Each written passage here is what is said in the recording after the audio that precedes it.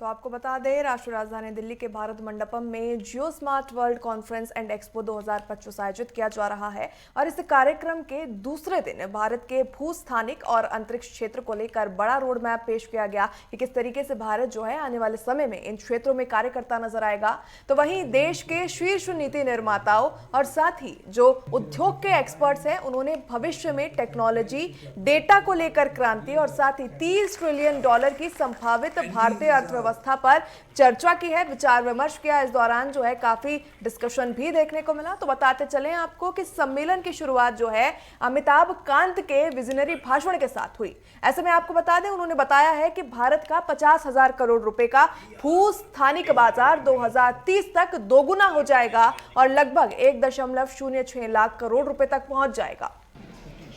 वहीं संजय सर हमारे साथ बात करने के लिए मौजूद है। संजय सर, कैसे देखते हैं जिस तरह डाटा स्टोरेज की बात हो रही है? देखिए, डाटा स्टोरेज जो है एक ऐसा सब्जेक्ट है जिसके ऊपर हम बहुत बहस कर सकते हैं, बट हम डिजिटल एज में रह रहे हैं और डिजिटल एज मतलब कि आपका हर इंफॉर्मेशन, हर सूचना जो है आपकी डिजिटल है। और अगर वो डिजिटल है तो वो कहीं स्टोर्ड है और वो कनेक्टेड है। और डेटा स्टोरेज का जो आर्थिक उपयोग है वो बहुत ज़्यादा है। आप देख रहे होंगे कि आपके जीवन में रोज़ कुछ ना कुछ इन्फॉर्मेशन आपको मिलती है, जिसके लिए शायद आपको चाहे वो इन्फॉर्मेशन प्रमोट की जा रही हो, चाहे आपके लिए वो इन्फॉर्मेशन नेविगेशन के रूप में आ रही है, बहुत वैल्यूएबल है। तो ये सब एक डेटा प्लेटफॉर्म के थ्रू आपको मिलता है।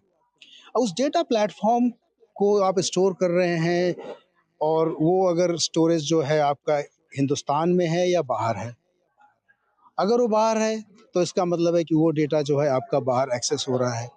तो आपकी जो इकोनॉमी है और डेटा इकोनॉमी जिसको हम कहते हैं, वो थोड़ा-सा थ्रेट में आ जाती है। तो इसलिए डेटा संप्रभुता जो आज का एक बहुत इम्पोर्टेंट टॉपिक है डिस्कशन का, वो सिर्फ सब्जेक्ट नहीं है, वो इस देश की सुरक्षा के लिए बहुत ज़रूरी है।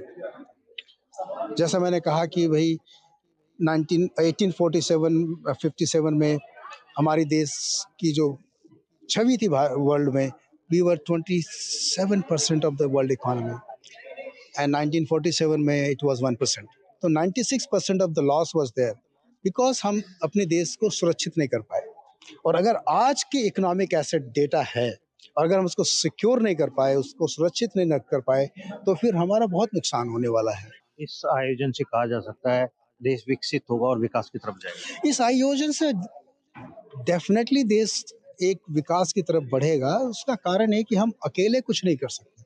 आयोजन जिस सम्मेलन का होता है कि भाई आप जो है इतने लोगों को आपने बुलाया तो आप उनके विचार को जो है सुने, एक दूसरे के साथ उसको समझें और फिर एक ऐसी नीति बनाएं जो कि देश के लिए जरूरी है और देश की का विकास सबसे जरूरी है। उसके बाद उस देश के विकास में बिजनेस का कितना योगदान है, एकेडमिक सेक्टर का कितना योगदान है, गवर्नमेंट का कितना योगदान है और इंटरनेशनल कम्युनिटी का कितना योगदान है, उस हिसाब से जो है आप जो इस सम्मेलन को देख सकते हैं। शुक्रिया।